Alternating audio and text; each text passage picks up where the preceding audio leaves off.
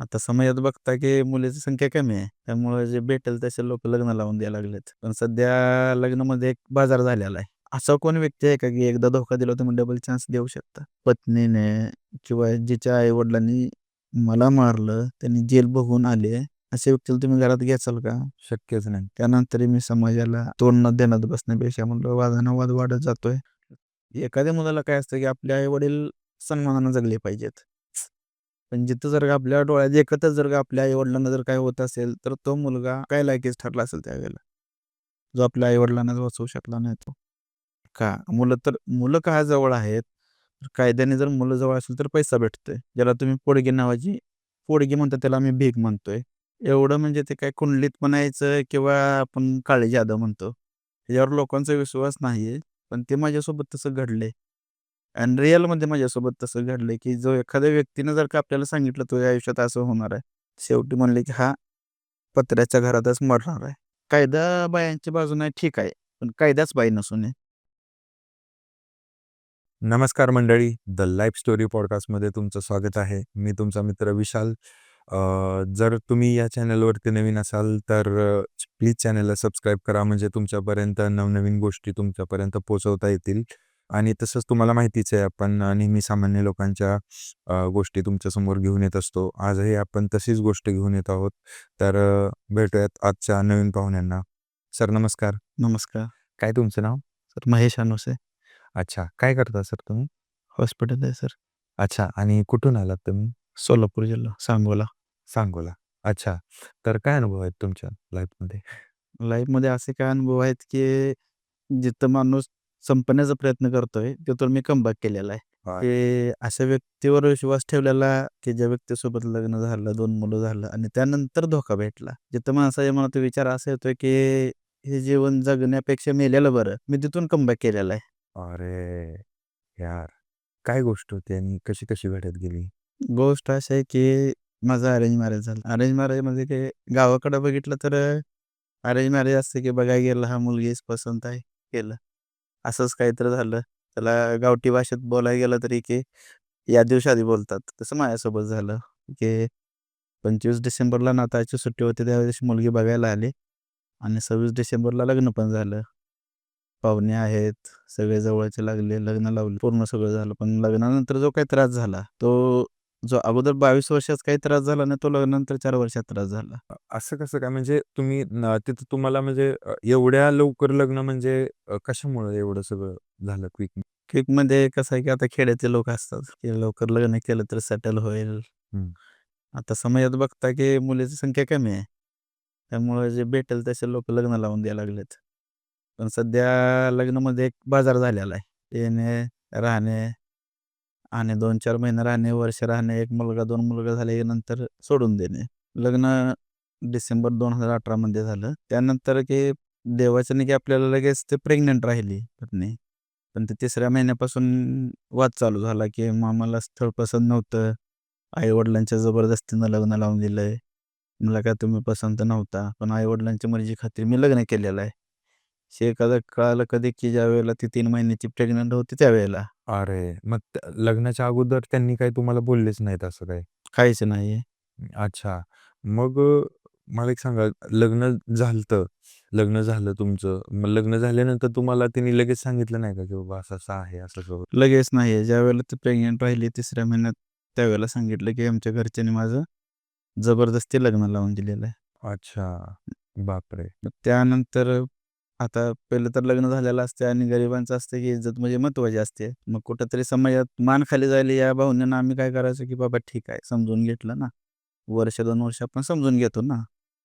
मग ते समजून घेतलं. त्यानंतर एक वर्षभर राहिले इथं म्हणजे माहेरात. नंतर परत सारखे असंच चालू झालं. सासरात 2 महिने राहायचं, माहेरात 3 महिने राहायचं. छोट्या-छोट्या गोष्टी वाद घालायचं. आता प्रत्येक मुलाला असं वाटतं ना, की आपले आई-वडील तर आपल्या जवळ पाहिजेत ना. खरं आहे. पण त्यांना ते नको असतात ना. मग अशा मुलींनी काय करायचं, ज्यांना खरंच सासू-सासरे नको आहेत. अशा मुलींनी सरळ बायोडाटामध्ये मेन्शन करायचं, की बाबा मला सासू-सासरे नको आहेत. मग त्या मुलींसाठी एक पर्याय असतो, की त्यांनी सरळ अनाथ आश्रमाच्या मुलासोबत लग्न करणे. की तुम्हाला जिथं वाटतंय का नाही, की सासू-सासरे आम्हाला खरंच नको आहेत. त्यांनी सरळ-सरळ अनाथ आश्रमाच्या मुलासोबत लग्न करणे, की जेणेकरून त्यांना तिथं कुणाचा जाच नसणार आहे. ज्यावेळेला पहिला मुलगा झाला, पहिला मुलगा म्हणजे 7-8 महिन्याची प्रेग्नंट असताना मला साप चावला आणि माझी कंडिशन एकदम सीरियस होती. जिथं व्हेंटिलेटरचा ऑप्शन असतो, तो व्हेंटिलेटर मला लावला होता, की हॉस्पिटलमध्ये सगळ्यात शेवटची स्टेप असते, की ज्या ठिकाणी मृत्यू जवळ असतो त्यावेळेला आपण ते मराठी भाषेत बोलायला गेलं तर त्याला आपण म्हणतो, की पेशंटला गॅसवर ठेवलेलं आहे. हं, तिथं मी हॉस्पिटलमध्ये ॲडमिट आहे. तर तिसऱ्या महिन्यात ते घरात कुणालाच न सांगता हं. घरातून निघून गेले. ते अचानकच. अचानकच दुपारी म्हणजे सकाळी त्यांचे घरचे वगैरे लोकं येऊन बघून गेलेत ना, हाय सगळं व्यवस्थित आहे. कारण त्याच्या अगोदरच वाद झाला होता ना 2 दिवस अगोदर, की मला तुम्ही पसंत नाही म्हणल्यावर मग मी त्यांच्या घरच्यांना वगैरे बोलावून घेतलं, हं, की मुलगी अशी-अशी म्हणते, तुम्ही एकदा येऊन बघा म्हणले, काय असेल ते समजावून सांगा.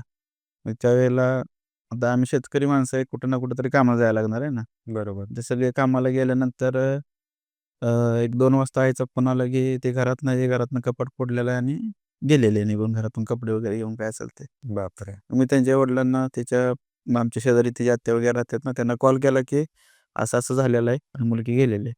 तर ते एकानं कॉल केला, की ते तिकडं रेल्वे स्टेशनवर आहे. घरापासून 4 ते 5 किलोमीटर. तिथं आमचे वडील आणायला गेल्यावर आमच्या वडिलांना म्हणजे कसं असतं, की एखादा व्यक्ती समजावून सांगू शकतो ना. हं, त्यांना अरे-तुरेची भाषा, की मला का न्यायला आलाय? कोण आहे मी तुमची? डायरेक्टली. वडील म्हणले, की "नाही, तू आता प्रेग्नंट आहे सध्या. घरी चल, घरी बसून आपण या विषय सॉर्ट आउट करूया ना." त्यानंतर मग त्यांचे लोकं बोलावल्यानंतर परत आले घरी वगैरे राहिले 1 महिना, 2 महिना. मग त्यानंतर टॉर्चर करायला चालू केलं, की मला आई-वडील नको आहेत. तुमचं पत्र्याचं शेड आहे. तुमच्या नावावर जेवढी जमीन आहे, तेवढी जमीन नावावर करून घ्या. आपण विकून चांगलं कुठेतरी घर बांधूया किंवा आमच्या तिकडे माहेरात जाऊन राहूया. बापरे! मग लग्नाच्या अगोदर त्यांना दिसलं नाही का ह्या सगळ्या गोष्टी? पत्र्याचं घर आणि हे? काहीच नाही. असं तिथून मला वाटतं एक 7 महिने होईस्तोवर एवढा मानसिक त्रास दिला, की अमाप. लोकांचे बोलणे, समाजाचं बोलणं, पत्नी सांभाळता येत नाही, बायको सांभाळता येत नाही. नवऱ्याला काही गोष्टी सांगायच्या नाहीत. नवऱ्याने काही विचारलं का, "नाही, तुम्हाला सांगायचं मला एवढं महत्त्वाचं वाटत नाही." ह्या गोष्टी तिथून पुढे चालू झाल्या. आईला त्रास देणे, हे तुम्ही काय माझ्यासोबत बोलायचं नाही. तुमचं वेगळं तुम्ही करून खायचं, आमची वेगळी. त्यावेळेला आमचं पत्र्याच्या घरात 2 खोल्या असतात. शेतकरी गरीब आहे म्हणल्यावर तर ते चालत असते. 2च खोल्या होत्या ना.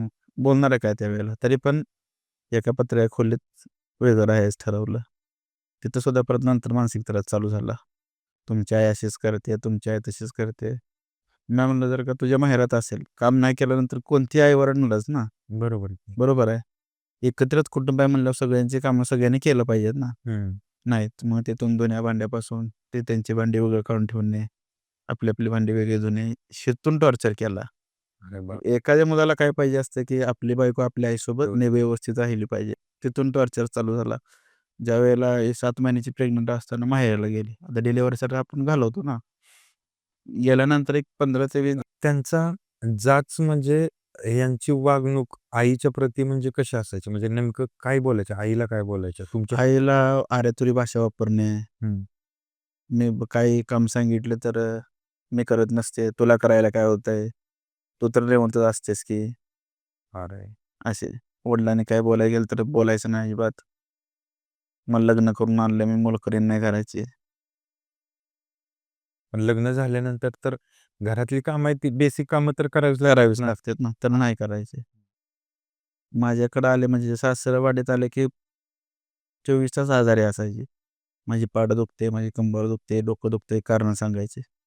आणि माहेरात जाऊन राहिले की 24 तास कामात असायचे. आमच्या आईची जनावरं आहेत, बांधायला लागतात. आईच्या शेळ्या आहेत, करावं लागतं. आई कामाला जाते, मग मला सकाळी उठून स्वयंपाक करावा लागतोय. ज्यावेळेला तुम्ही सासरी राहता, त्यावेळेला त्रास होतो. मग हाच त्रास ज्यावेळेला तुम्ही माहेरी जाता, त्यावेळेला कुठं जातो?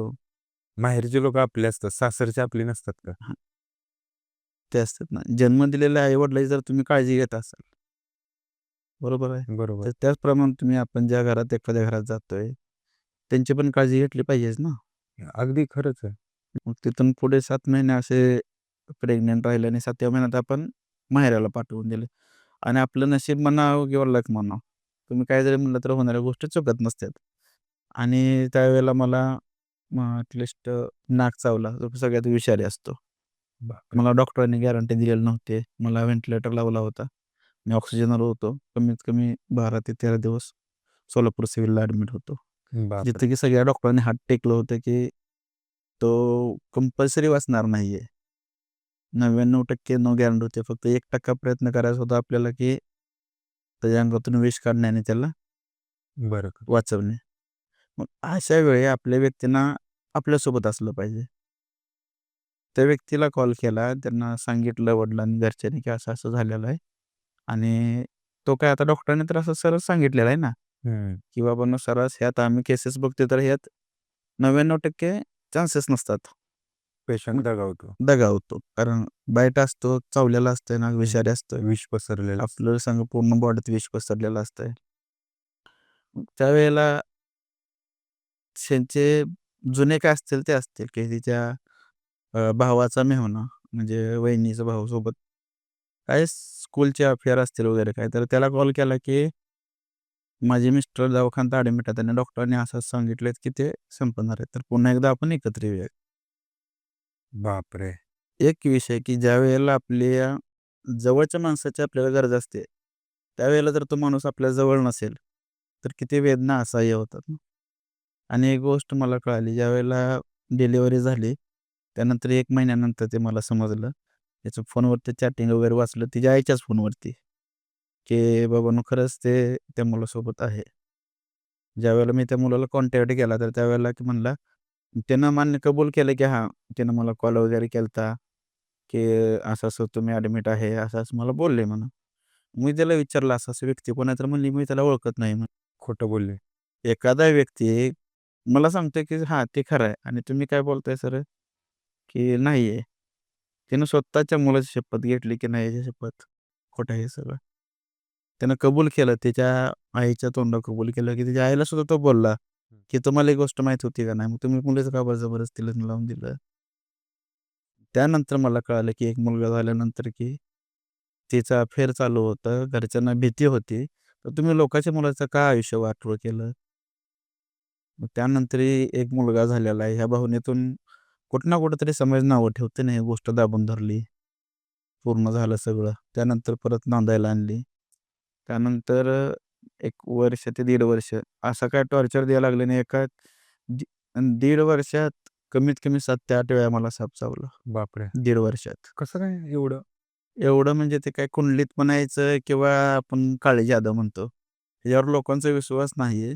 पण ते माझ्यासोबत तसं घडलंय. आणि रिअलमध्ये माझ्यासोबत तसं घडलंय, की जो एखाद्या व्यक्तीनं जर का आपल्याला सांगितलं तुझ्या आयुष्यात असं होणार आहे आणि तसं माझ्या आयुष्यात होत गेलेलं आहे. बापरे! तुम्ही मानता? पहिले मानत नव्हतो. पण ज्यावेळेला मी एका देवळात, मंदिरात गेलो, त्यावेळेला त्यांनी असं काय सांगितलं, की तुझ्यासोबत हे घडणार आहे. आणि त्यांनी सांगितलेल्या वेळेला ॲक्युरेट त्याच वेळेला माझ्यासोबत तसं घडलं. बापरे! त्यांनी हे एवढं पण सांगितलं, की "तू जर त्या मंदिरात मी पुजारी आहे. तू जरी माझ्या देवाला जरी धरून बसला, तरी तुला काही ना काही निमित्त काढून तो तिथून बाहेर काढणार आणि तुला चावणार आहे." आणि रात्री 11:30 वाजता टॉयलेटला जायचं म्हणून नाव झालं आणि मंदिराच्या बाहेर पाऊल ठेवला. उजवा पाय बाहेर ठेवला आणि डावा पाय उचलणार तर डाव्या पायाला येऊन चावला. आई शपथ! एवढं म्हणजे त्यात एवढा मानसिक डिस्टर्ब झालो का नाही, फॅमिलीचं टेन्शन वेगळं, हॉस्पिटलचं टेन्शन वेगळं. सतत गोष्टी घडायला लागल्या. मग ते मानसिक त्रास तिकडून चालू झाला. तर एखादा व्यक्ती सारखी-सारखी गोष्ट करू शकत नाही ना, खरं आहे. बरोबर आहे. तर ते ते म्हणायला लागले, की नाही हा मुद्दाम करतोय. बरं मुद्दाम कोण आहे स्वतःच्या शरीराचा हाल करून घेईल का? कधीच नाही. त्यानंतर 2 वर्ष एवढा काही मला मानसिक त्रास दिला त्या लोकांनी, की कसं असतंय गरीब मुलं असतात, इज्जतीला पहिल्यांदाच अगोदर भिलेले असतात. खरं आहे. जिथं मी माझ्या कपड्यावर डाग लागू देत नव्हतं, तिथं माझ्या इज्जतीवर जर डाग लागत असेल, तर माझा काय अर्थ आहे सांगा बरं? दुसऱ्यांदा मग एवढे सगळे झाले. मग सतत असाच त्रास चालू झाला. मानसिक त्रास देणे, म्हणजे शारीरिक काय म्हणजे बोलायचे? व्यवस्थित बोलायचं नाही. कोणतं काम सांगितलं तर नाही मी करत नसते. तुम्ही हातानं काम करायचं.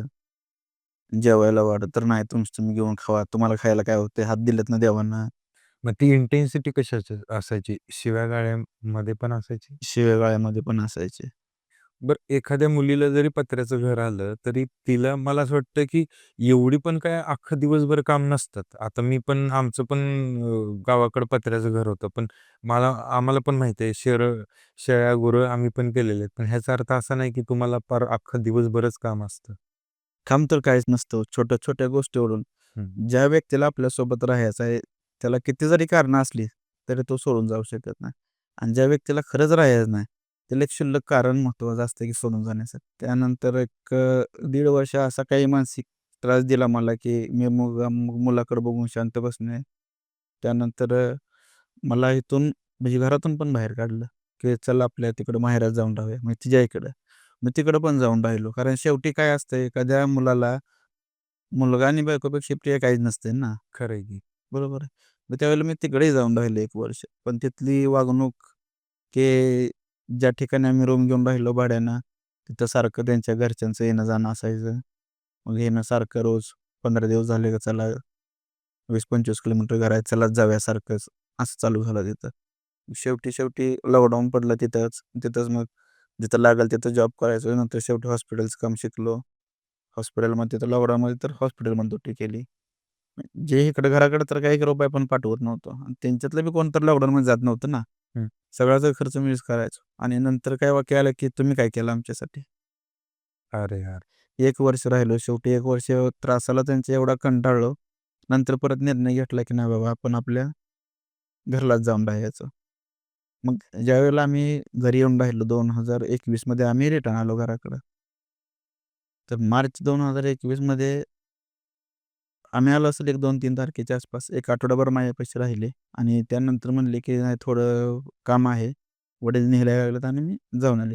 त्यावेळेला ते दुसऱ्यांदा प्रेग्नंट राहिले होते. काहीतरी 3रा का 4था महिना चालू होता. तर वडील आले, वडील येऊन वगैरे घेऊन गेले. आले म्हणजे चांगले बोलले ना आल्यावरती. "मी आणून सोडतो एक 2-4 दिवस राहू द्या." असं तसं ना. आता 4 दिवसाचे 8 दिवस झाले. 8 दिवसाचे 10 दिवस झाले. त्यांनी काय माघारी आणून सोडायचं नावच घेईनात. मग मी कॉल केला, की "बाबा तुम्ही 4 दिवसात सांगून तुम्ही आज 10 दिवस झाले, तुम्ही का पाठीमाघारी आणून सोडा नाही?" ते म्हणले, "नाही, थोडा प्रॉब्लेम झालेला आहे आणि मी पडलेलो आणि माझा हात मोडलेला आहे, त्यामुळे मला काही येऊ शकत नाही आणि 2-4 दिवसात तुम्हाला आणून सोडतो." बरं, तुम्ही पडलेला आहे, हात मोडलेला आहे, ठीक आहे. तो काय म्हणतोय, की मला की माझा हात मोडून 7 दिवस झालेत. मी तर 7 दिवस फोनवरती बोलतोय. मला असं तुमच्या घरातल्यांनी कधीच सांगितलं नाही, की यांचा हात मोडलेला आहे. बरोबर आहे. बरोबर आहे. पण मी व्हिडिओ कॉल करतोय. मला दिसतंय समोरनं. पण मला तसं काही दिसतच नाही ना. तुम्ही हं. तर व्यवस्थित आहे. तुम्ही तर बोलताय माझ्यासोबत ना. मग त्यावेळेला आपण कॉल केला म्हणजे मध्यस्थी वगैरे असते त्यांना फोन केला, की असं-असं झालेलं आहे म्हणलं आणि त्याने 4 दिवस सांगून 10-12 दिवस झाले. त्यांच्याच आत्याची मुलं वगैरे मध्ये असतात. त्यांच्याच आत्याचा मुलगा असो किंवा त्यांच्या आत्याचा दीर वगैरे असो. हेच लोकं मध्यस्थी आणि त्यांचा चुलता एक सख्खा हं. चुलता. त्यांना कॉल केला, की असं झालं बाबा ते काही मुलगी आणून सोडा नाही ते. मग त्यांना कॉल केल्यावर मुलगीनं एकदा फोन उचलला आणि डायरेक्ट सकाळ मॉर्निंगला म्हणले, की "नाही मी येणार नसते. मला नांदायचं नाहीये. माझ्या घरच्यांनी असं-असं केलेलं आहे. माझं आता तिथं काही येण्याचा काही इंटरेस्ट नाहीये." मॉर्निंगला मग रागाच्या भरात मी पण शिवीगाळ केली. नाही, मी चूक केली मान्य करतोय मी, की शिवीगाळ केली. कुठल्याही नवऱ्याला जर का बायको असे म्हणत असली, की पहिला मुलगा असून दुसरी प्रेग्नंट 3 महिन्याची असताना जर का असे म्हणत असेल, की "नाही आता मला तुमच्यासोबत कसलंच राहायचं नाहीये." मग नंतर परत मला कॉल पण आला, ते की तुमच्यासोबत राहायचं नाही, म्हणजे त्यांचं प्रेम प्रकरण अजून चालूच होतं की कसं? ते कॉन्टॅक्टमध्ये होतेच त्यावेळेला. हं. पण ज्यावेळेला मला समजलं, तिथून तो मुलगा म्हणला होता, की "सर मी कॉन्टॅक्टमध्ये म्हणजे त्यांच्या कॉन्टॅक्टमध्ये राहणार नाहीये मी." तरी पण ते त्याला तिकडे माहेरी गेले का त्याला कॉल करणे. हं. आता शेवटी किस जरी केला तरी वहिनीचा भावच आहे. हं. येणं-जाणं तर चालू असणार आहे ना. खरं आहे. आपण तर प्रत्येक वेळेला संशय घेऊ शकत नाही. तर एखाद्या व्यक्तीने घेतलेला संशय जर खरा ठरलेला असेल, हं. तर काय करणार त्यावेळेला? खरं आहे. त्यानंतर त्याने मला कितीतरी विश्वासात घेऊन सांगितलं, की "बाबा ठीक आहे." तर मान्य पण केलं मी. कुणाच्या हातून चुका घडत नसतात. घडतात. आता आपल्या हातून पण चुका घडल्यात म्हणल्यावर लोकांच्या चुका घडल्यात म्हणल्यावर आपण माफ केलं पाहिजे ना. माफ केलं पाहिजे. खरं आहे. ती गोष्ट आम्ही विसरून गेलो. जाऊ दे म्हणलं. त्यानंतर परत म्हणलं नव्याने सुरुवात करायची. पण सुरुवात काय झालेली नव्हती. मग आणून सोडतो म्हणून आम्हाला कॉल आला, की "बाबांनो आम्ही मुलगी आणून सोडतो." मग ठीक आहे म्हणलं. मग दुसऱ्या दिवशी जी मुलगी आणून सोडायला आले. वाटते सकाळी कॉल आला, की आम्ही मुलगी आणून सोडतो दुपारपर्यंत. मग पप्पा मम्मी वगैरे म्हणले, "आणून सोडणार आहे तर थांबा," म्हणले, "पाहुणे वगैरे येतील. एकदा बसूया ना सगळा." दुपारी 1-3च्या आसपास मी आई-वडील जरा झोपलो होतो. दुपारी आज शेतात कसं असतं सकाळ-सकाळ काम करून दमलेले असतात बरोबर. आणि त्यांचे 8-9 लोकं आले तसे डायरेक्ट मारायला चालू केली की मला. दारातल्या कुऱ्हाडीने वगैरे उचलून मारायला चालू केलं डायरेक्ट. बापरे! ते सोडवायला आमच्या आई-वडील मध्ये आले. आई-वडिलांना पण मारलं. आईच्या डोक्यात, वडिलांच्या डोक्यात टाके पडले त्यावेळेला. माझ्या ब्रेनला सूज आली. मी ही 2-3 दिवस आय-सी-यूमध्ये. ज्यावेळेला माझ्या डोक्यात कुऱ्हाड लागली, त्यावेळेला मी बेशुद्ध पडलो. बेशुद्ध पडल्यावर हे मेला म्हणून भिऊन पळून गेले सगळे लोकं. हं. आणि त्यानंतर हेच लोकं पोलीस स्टेशनला जाऊन माझ्यावर केस करतात, की नवऱ्याने बायकोला मारलंय आणि आम्ही 3रा-4था महिना चालू आहे. पोटात लाथा हाणल्यात आणि आम्ही त्याच्या विरोधात कंप्लेंट करायला आलेलो आहे. बापरे! मी माझे आई-वडील रस्त्यावर थोड्या वेळात पडलेले. 10-15 मिनिटानंतर मला शुद्ध आल्यावर मीच गाडी घेतलो. बारका भाऊ तर कामावर लांब होता. तो तर मी गाडी घेऊन दवाखान्यात पोहोच झालो. आणि ज्यावेळेला पोलीस आले रिअल कंडिशन बघायला, की नक्की काय झालेलं आहे. त्यांचा मला कॉल आला ना, की तुम्ही असं-असं केलेलं आहे. माझा फोन तर दुसऱ्याकडे होता ना. मग तो म्हणला, की "सर नाही," म्हणला, "त्यांना जबरदस्त मारहाण झाली आणि ते अशा-अशा हॉस्पिटलमध्ये ॲडमिट आहेत." हं, आणि ज्यावेळेला पोलीस तिथं आले, त्यावेळेला त्यांनी समोरच्यांची कंप्लेंट घेतलेली नाही. हं. आमची कंडिशन एवढी क्रिटिकल होती, की वडिलांच्या इथं आईच्या डोक्यात कोरडेचे वाळून टाके पडले होते सगळे. आम्ही तर बेशुद्ध होतो. त्यांनी त्यांची काही कंप्लेंट घेतली नाही. उलटून त्याने आमची कंप्लेंट घेतली. हं. बरं एखादी मुलगी जर का 4 महिन्याची प्रेग्नंट असताना जर तिच्या जर का पोटात आपण लाथा हाणल्या असतील, तर तो गर्भ राहील का? नाहीच राहणार. खरं आहे. कोणताही त्रास नाही तुम्हाला. बरोबर आहे का? मेडिकल केलं कोणताही त्रास नाही. तुम्ही मेडिकल करता आणि 10 मिनिटात घरात जाऊन बसता. हं. तर प्रवास तुम्ही करता 60 किलोमीटर. तुम्हाला प्रवास झाला असता का इतका? नसेल. नाहीच ना. एखाद्या मुलाला काय असतं, की आपले आई-वडील सन्मानाने जगले पाहिजेत. पण जिथं जर का आपल्या डोळ्यात देखतच जर का आपल्या आई-वडिलांना जर काही होत असेल, तर तो मुलगा काय करणार? किंवा काय लायकीचा ठरला असेल त्यावेळेला, जो आपल्या आई-वडिलांनाच वाचवू शकला नाही तो. नाही हे लिटरली डोळ्यासमोर चित्र उभं राहतंय, की आपल्या डोळ्यासमोर आई-वडिलांना जर असं होतंय, तर ही किती खतरनाक गोष्ट आहे. वाईट गोष्ट आहे. खरंच खूप वाईट. लिटरली त्यावेळेला कंडिशन अशी होती, की त्याच्या अगोदर 15 दिवसच मला फक्त दवाखान्यातून डिस्चार्ज केला होता, की मला साप चावला होता. तर मला बोललो, की मी 1-2 वर्षाच्या काळात मला हं. 7 ते 8 वेळा आणि नंतर परत तिथून एक 3 वर्ष म्हणजे टोटली 5 वर्षाच्या काळात मला 22 वेळा सर्पदंश झाला. बापरे! लिटरली मला सोडलं होतं दवाखान्यातून घरी. घरचे काय म्हणत होते, की त्याला सोडलेला आहे. आता त्याला सध्या त्याच्या बायकोची गरज आहे. बरोबर आहे. तो एक 8 दिवस झाला दवाखान्यात आहे. त्याला सोडलेला आहे त्यावेळेला. माइंड सेटअप काय असा झाला होता त्यावेळेला, की मी कमीत कमी 9 महिने सूर्य म्हणून कसला बघितला नव्हता. त्याच पत्र्याच्या खोलीत मी असायचो. दिवसभर झोपेच्या गोळ्या खाऊन झोपायचो. संध्याकाळी 8ला उठणे, अंघोळ करणे, परत झोपणे, पहाटे 5ला उठणे, अंघोळ करणे, काय असेल ते खाणे, परत त्याच खोलीत जाऊन झोपणे. डिप्रेशनची स्टेट. डिप्रेशनची फर्स्ट स्टेज म्हणा किंवा लास्ट स्टेज म्हणा. त्यानंतर 2-3 महिन्यात व्यवस्थित झालं थोडं. माइंड सेटअप झालं.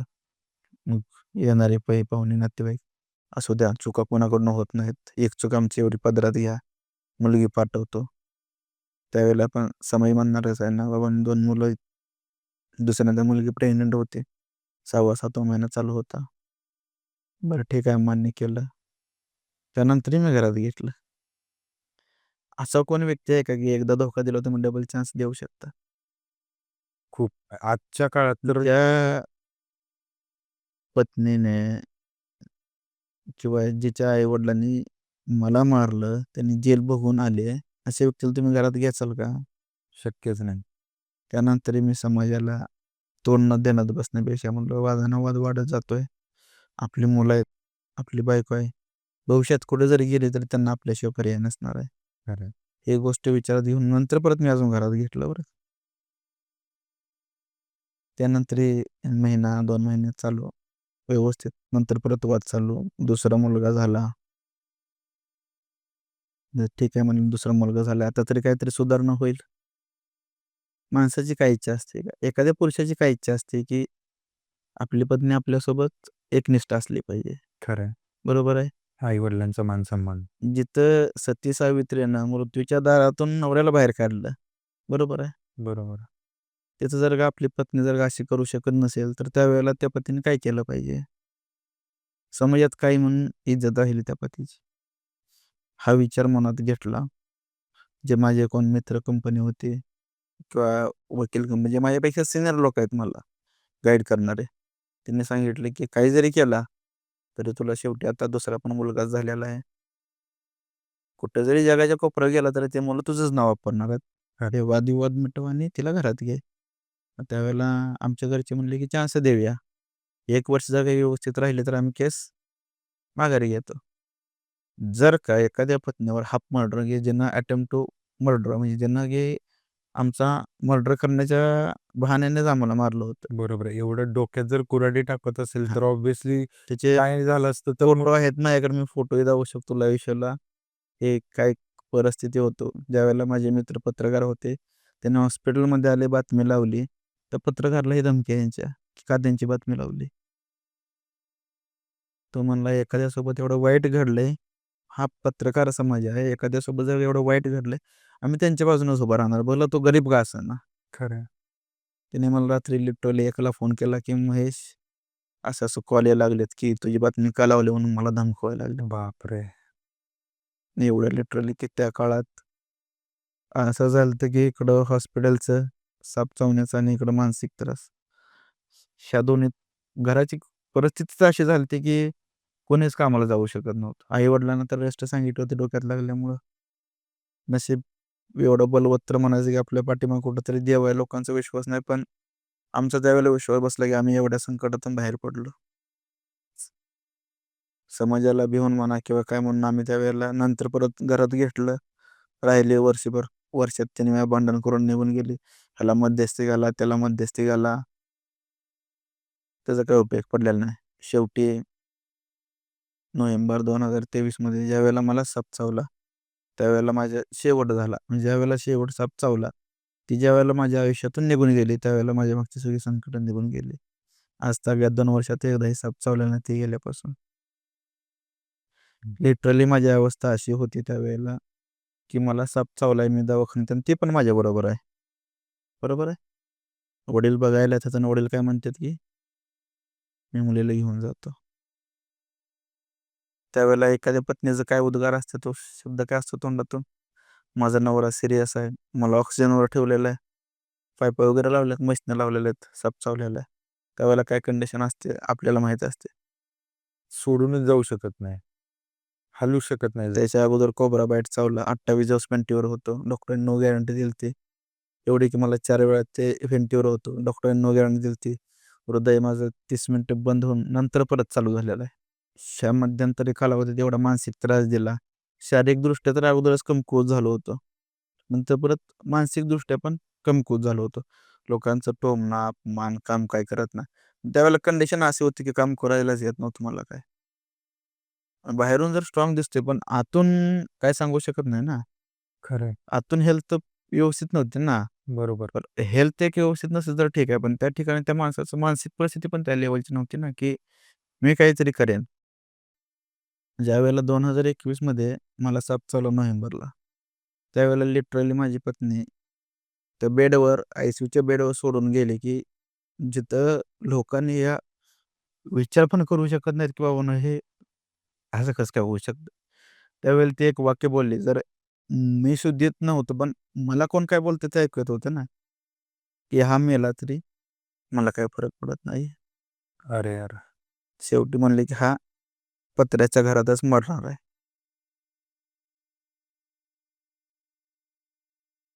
तिथून नंतर जे लोकं मला बघायला यायची, आता आमचे फ्रेंड सर्कल असतात किंवा क्लासमधले कोण असतात. एखाद्या कोणी गावातल्या मैत्रिणींना फोन केला, ज्यांच्यासोबत आपण बालपणापासून कॉलेजपर्यंत गेलेलो आहे.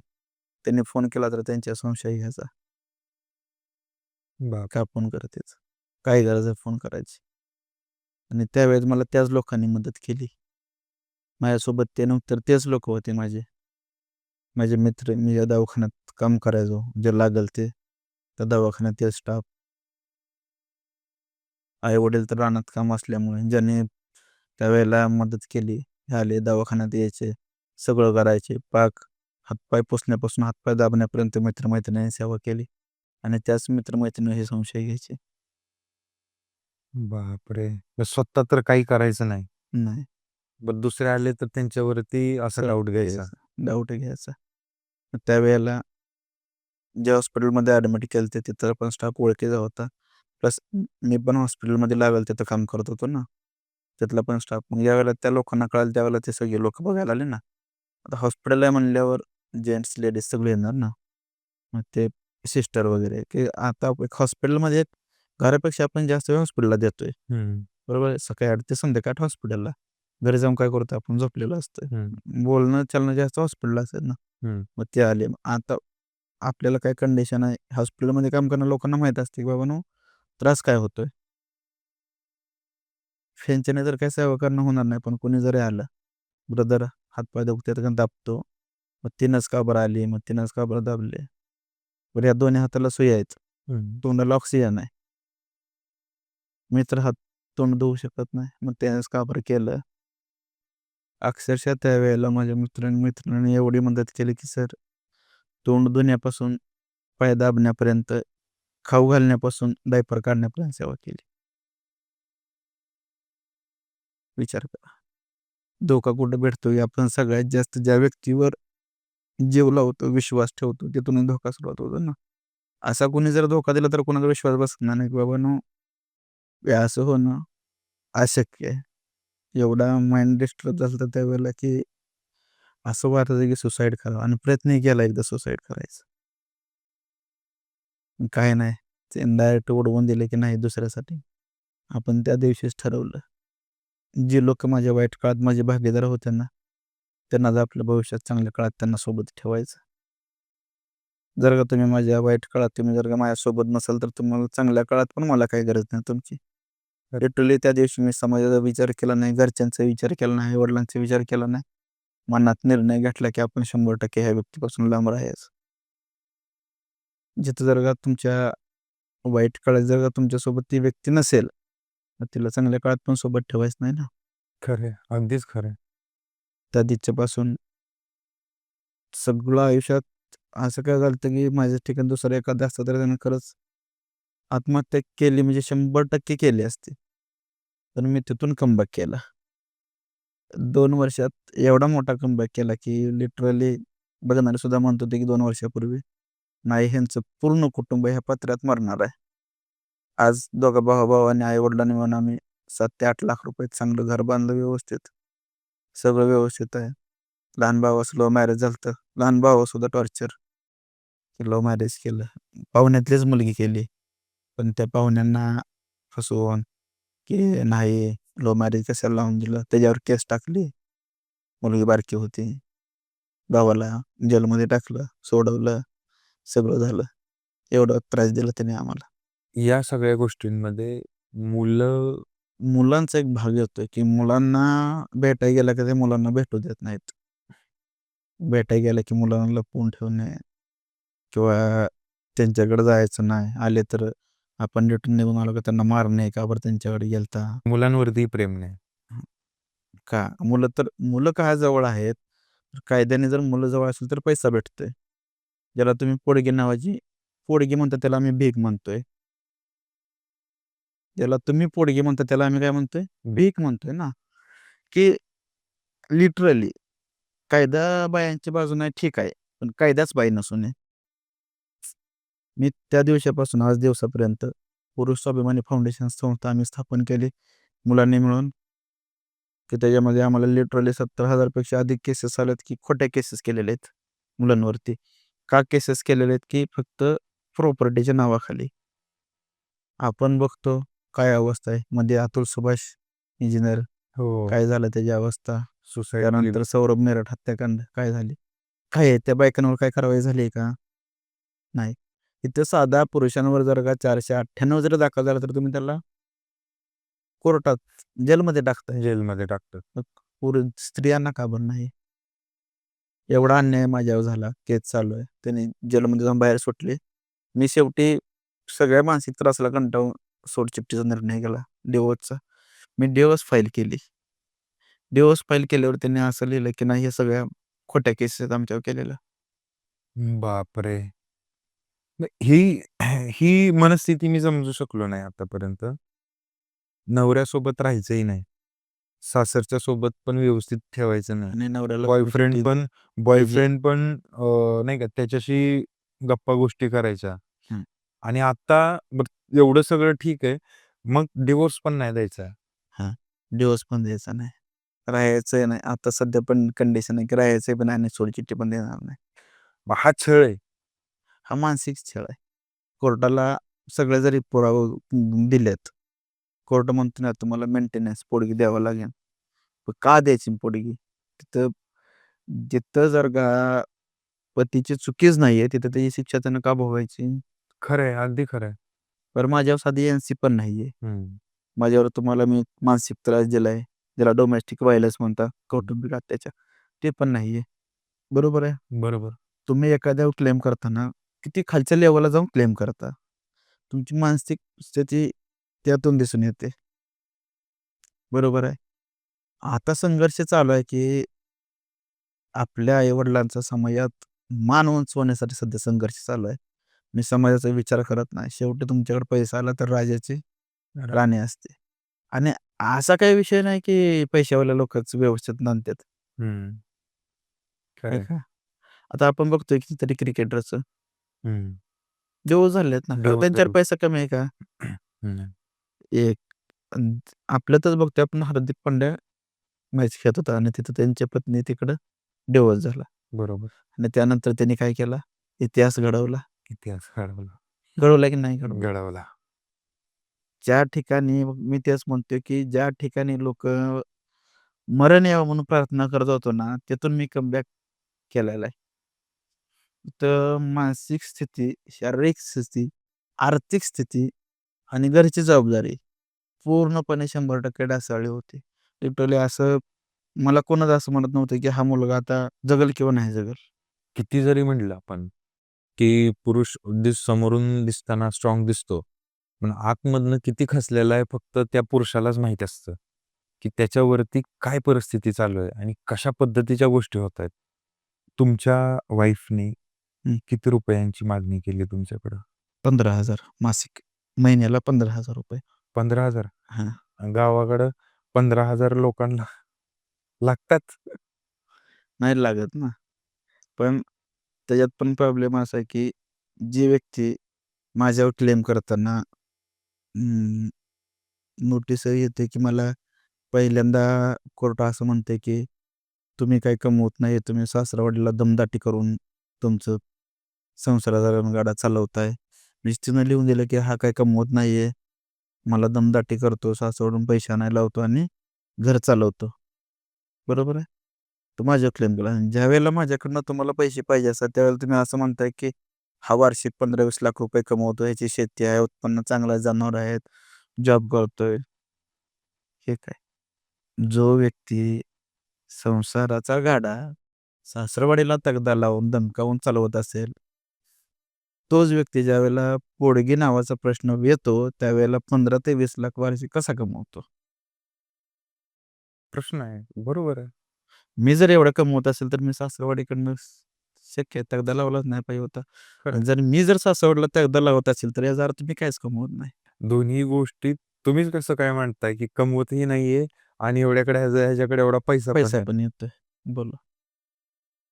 पण ते बोललोच ना तुम्हाला, की कायदा बाईंच्या बाजूने आपण काहीच करू शकत नाही. कायदा हा ज्या वेळेला लिहिलाय, त्यावेळेला खरंच स्त्रियांवर अन्याय अत्याचार होत होता. होत होता.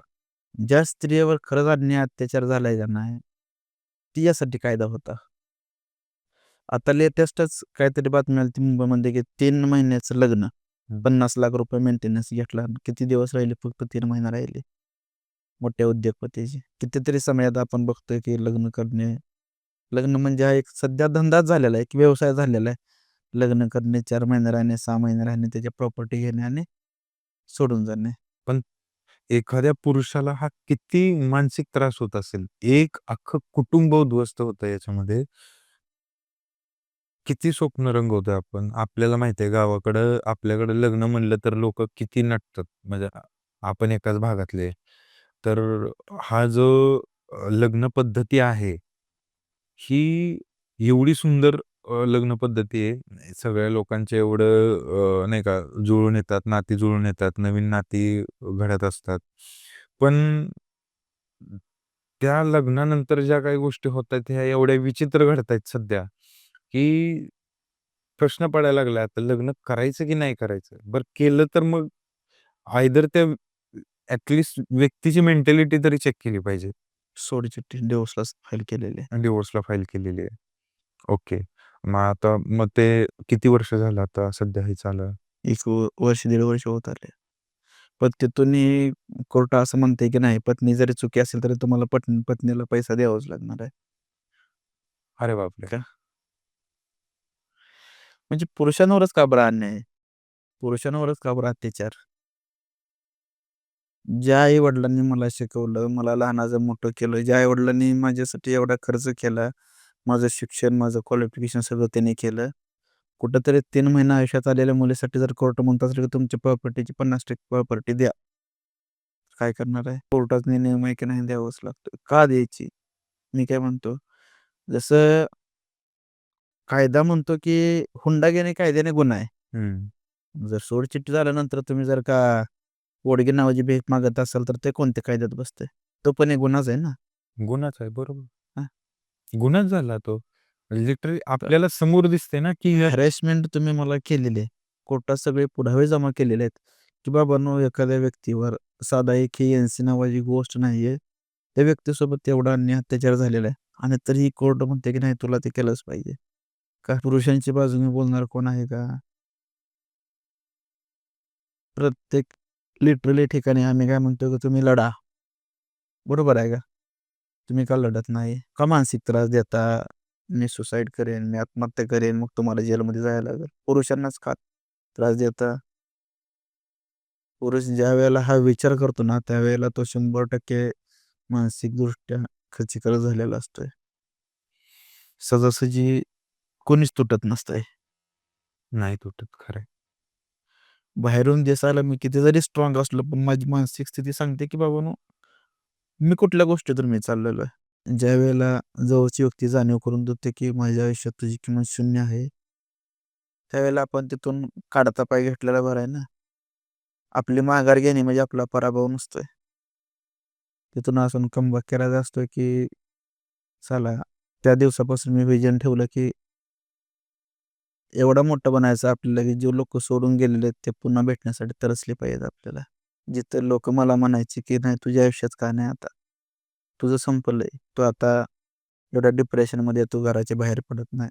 तू आता खरंच तू आत्महत्या करणार आहे." कंडिशन एवढी क्रिटिकल झाली माझी, की मला दवाखान्यात ॲडमिट आहे. मला डॉक्टर म्हणले, की संपलाय. काय झालेलं आहे? संपला. गावामध्ये तयारी चालू झाली. संपलाय. आणि परत अर्ध्या तासानंतर कळालं, की नाही डबल चालू झालंय हृदय त्याचं. मग जर का तुम्ही त्या काळात जर का माझ्यासोबत नसाल, तर तुम्हाला माझ्यासोबत न काळाचं भागीदार मी कसं करणार आहे? काय असतं एखाद्या नवऱ्याचं काय व्हिजन असते काय? माझ्या पत्नीनं चांगल्या काळात माझ्यासोबत असलं पाहिजे. खरं. काय असतंय? वाईट तेच काळातही तुम्ही जी पत्नी वाईट काळात आपल्या पतीचा साथ देते, तिचा पूर्णपणे हक्क आहे, की ती चांगल्या काळात पण राहिली पाहिजे. पण जी पत्नी वाईट काळातच जर हॉस्पिटलमधून डायरेक्ट निघून जाते माहेरला, मेला तर मरू दे. अशा पत्नीला कोणताच हक्क बनत नाही, की त्याच्या पुरुषाच्या चांगल्या काळात येण्याचा. जर तुम्हाला आमचं पत्र्याचं घर दिसतंय, गरीब परिस्थिती दिसते, बरोबर आहे. तुम्ही लिटरली म्हणताय, की तुम्ही भिकारी आहे, पैसा नाही. मग आमच्या पैशावर तुमचा का बरं डोळा? का तुम्हाला पोडगी पाहिजे? का कुठल्या कुठल्या गोष्टीवर तुम्हाला मेंटेनन्स पाहिजे? जर माझ्याकडे एवढा पैसा असता तर तुम्हाला सोडून गेली नसती. खरं आहे. कोर्टात सांगते तो एवढा कमवतोय. मग तू सोडून का गेली? या लिटरली एवढे पुरावे असून, एवढ्या सगळ्या गोष्टी तुमच्या जे काही तुम्ही पुरावे मांडले, तरी सुद्धा कोर्टामध्ये फक्त त्यांच्याच बाजूनी जर हे लागतंय, तर त्यांच्याकडे पण काही ठोस पुरावे आहेत का, की असं काय? कोणत्या बेसिसवरती मग ते एवढे स्ट्रॉंगपणे हे करतात? कायदा, फक्त कायदा? फक्त कायदा. कायदा हा खरंच ज्याच्यावर अन्याय झाला त्याच्यासाठी लिहिलेला आहे. पण सध्या कायद्याचा खूप प्रमाणात गैरवापर होतोय. तुम्ही आम्ही बघतोय की सध्या कितीतरी केसेस व्हायला लागलेले आहेत. पैसा काही सर्वस्व नसतोय. गरिबी पण काही सर्वस्व नसते. बघा, एखादा भंगार गोळा करून असेल त्याची पण बायको त्यासोबत राहतेच ना. राहत बघतोय आपण रस्त्याने येतोय झोपडपट्टीत राहतेच ना. हो.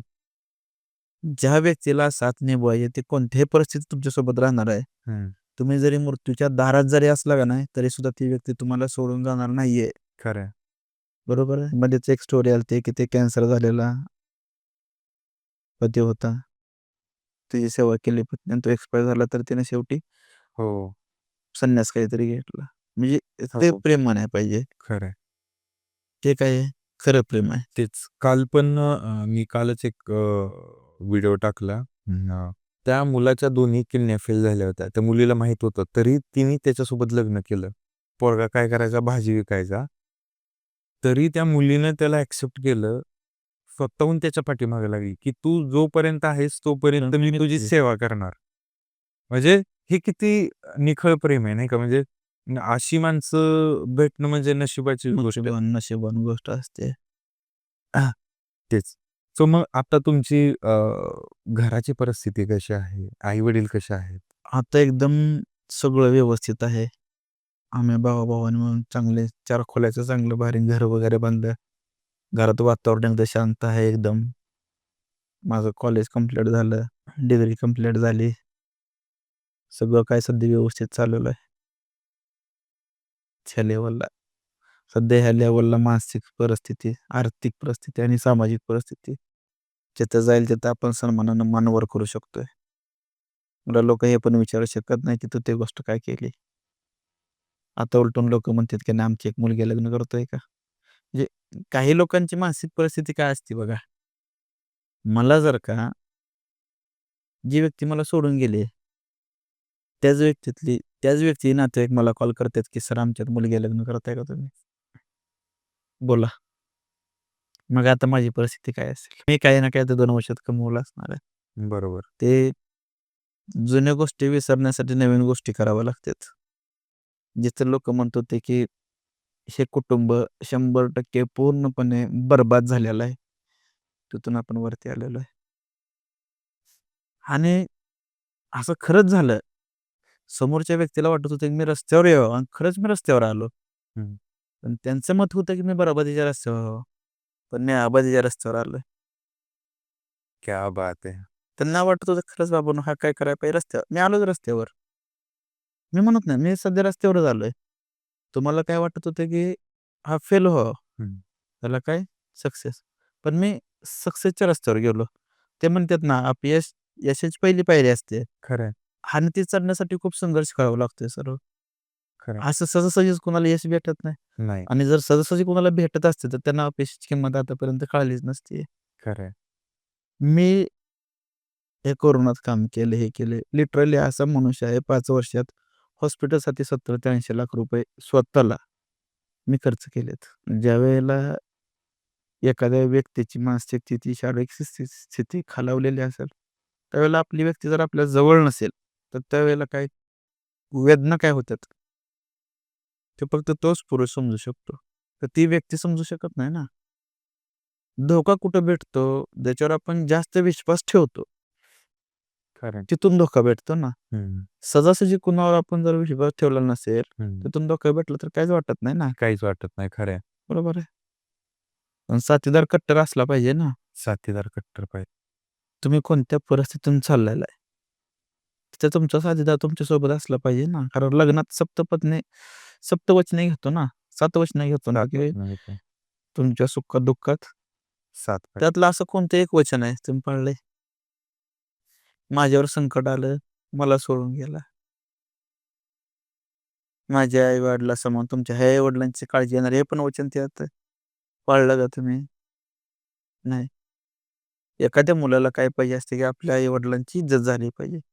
जिथं आपल्याने आपल्या आई-वडिलांची इज्जत होत नाहीये, तिथं आपण जायचं का? पॉसिबल. का जायचं? मी मगाशी पण बोललो, आता पण बोलतोय, की एखादा मुलगा आपल्या कपड्यावर डाग सहन करू शकत नाहीये. तो चरित्रावर डाग कसा सहन करेल हो सर? का? एवढा मोठा संघर्ष का आणि कोणासाठी करायचा आणि कशासाठी करायचा?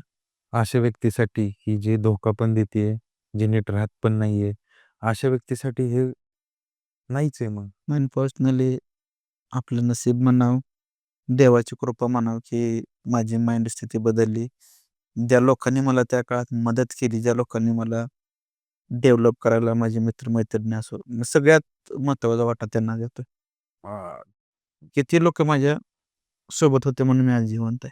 जर तुमची हरकत नसेल, तर ज्या लोकांनी तुमची मदत केली तुमच्या पडत्या काळात, तर तुम्ही त्यांना आपल्या चॅनलच्या मार्फत त्यांचं नाव घेऊनही बोलू शकता. तुम्ही त्यांना काय सांगाल? मी त्यांना काही सांगू शकत नाही. जशी त्यांनी मला मदत केली, हं, तशी त्यांनी मला पण सांगितलं, की तुम्ही लोकांना मदत करा. मी लोकांना मदत करत आलेलो आहे. मला वाटतं मी 2 वर्षामध्ये 8 ते 9 लोकांचे प्राण वाचवलेले आहेत. ज्यांनी खरंच लिटरली बायकोच्या त्रासानं सुसाईड करायला चालले होते. आता लेटेस्टच 15 दिवसापूर्वी मुंबईमध्ये रेल्वे ब्रिजवर एक पुरुष उभा राहिला होता, की बायकोने त्रास दिला, मी आत्महत्या करणार आहे. त्याला लिटरली एवढ्या सगळ्या लोकांनी सांगितलं, की "बाबा तू आत्महत्या करू नको." हं, तो गव्हर्नमेंट नोकरदार होता.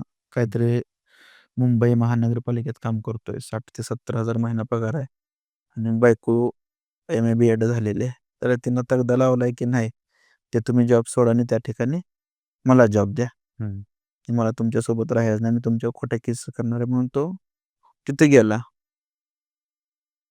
लिटरली त्याला सगळ्यांनी सांगितलं. मग मला जे एकाचा फोन आला, की "सर असं-असं झालेलं आहे." आणि तो काय बाजूला सरायचा 9च घेणं आणि 8 वाजता सुपरफास्ट ट्रेन येते आता. हं.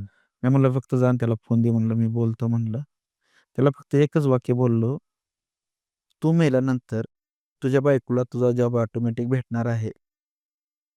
तू आता विचार कर, तो तुझ्या आई-वडिलांसाठी जगायचा आहे का तुला तुझ्या बायकोसाठी मारायचा आहे?"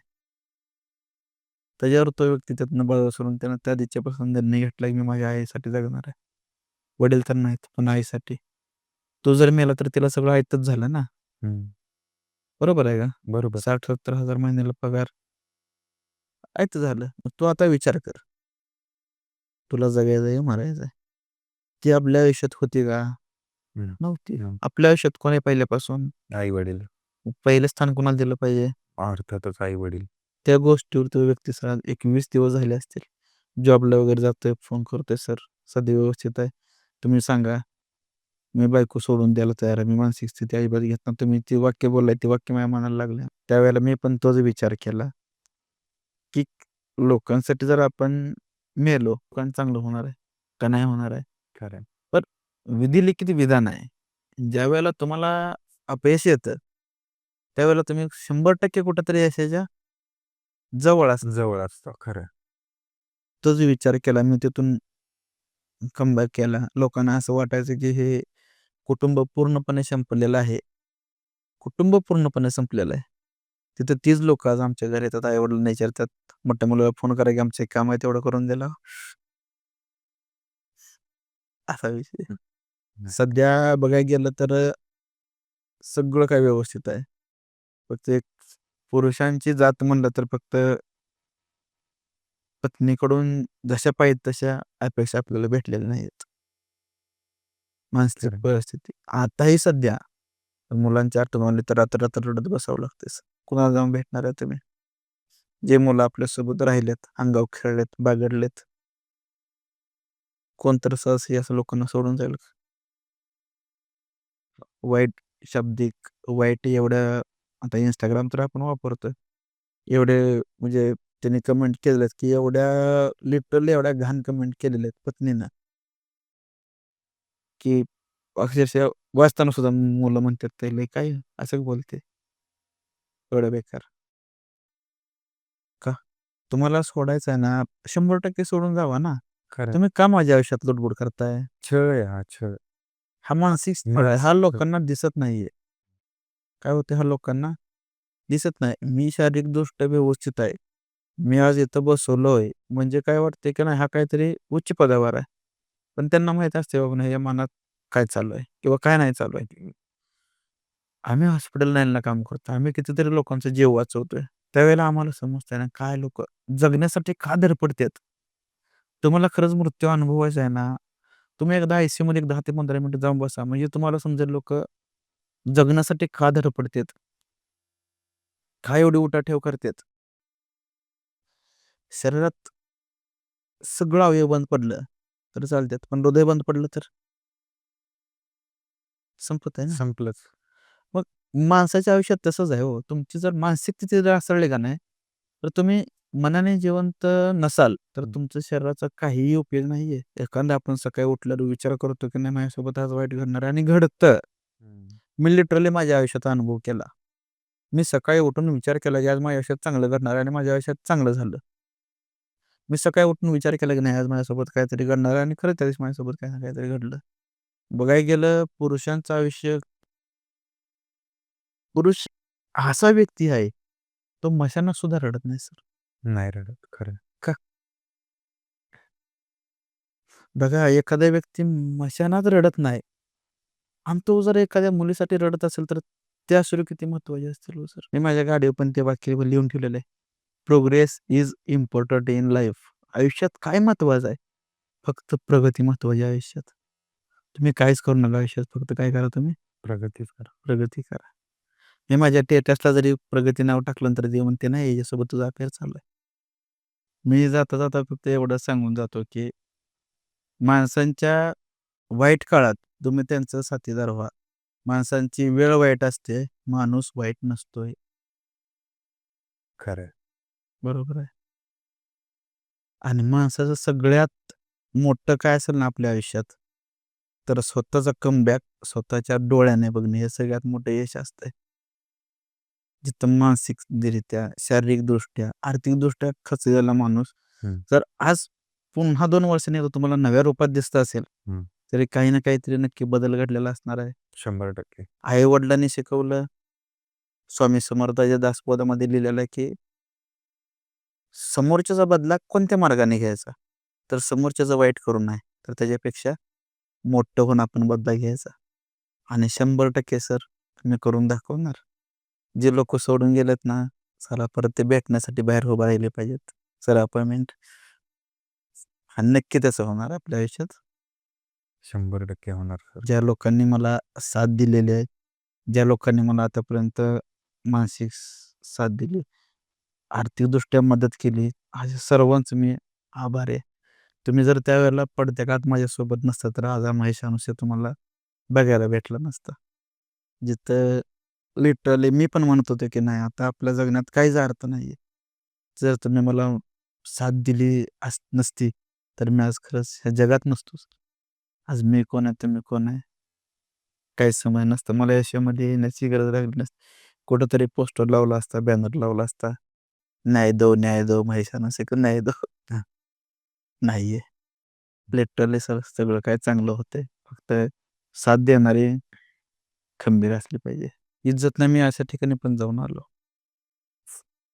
बरोबर आहे. पण नाही, आता सध्या नाही चान्स सर आयुष्यात. माणूस एकदा, दोनदा, तीनदा, चारदा चान्स देऊ शकतो. परत चान्स नाहीये.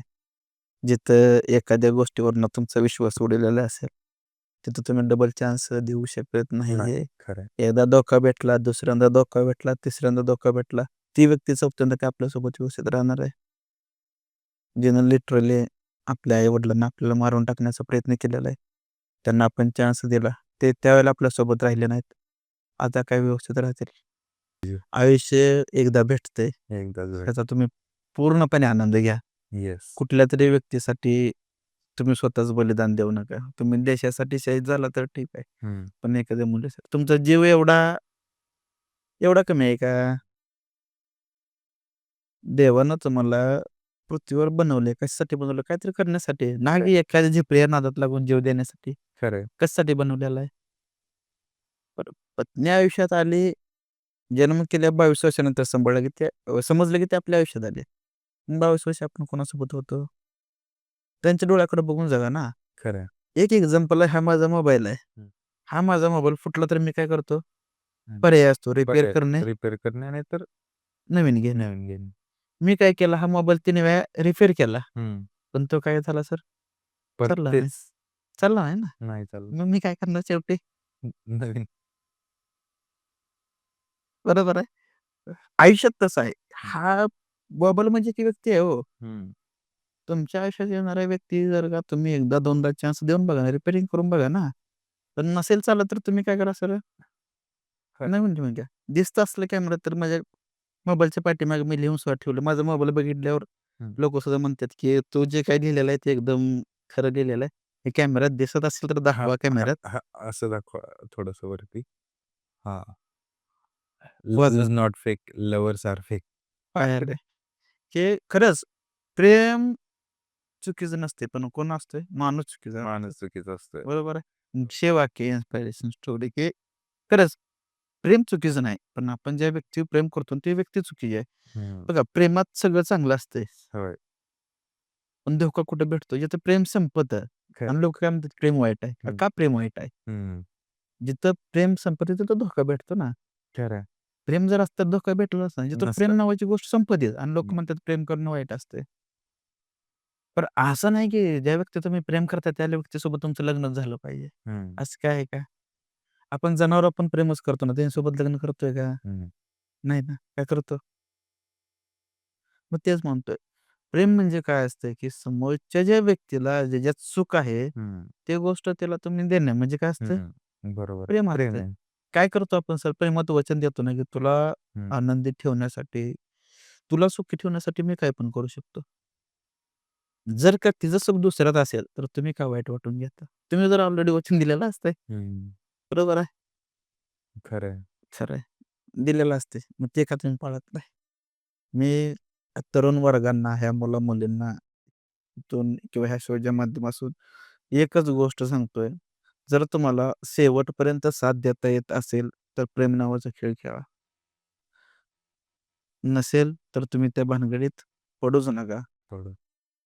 खरंच तुम्हाला जर का लग्न करायची इच्छा असेल, आई-वडिलांच्या मर्जीनुसार, तर तुम्ही आई-वडिलांना सांगा. खरंच तुम्ही सांगितलेल्या मुलासोबत तुम्ही सांगितलेल्या मुलीसोबत मी लग्न करायला तयार आहे.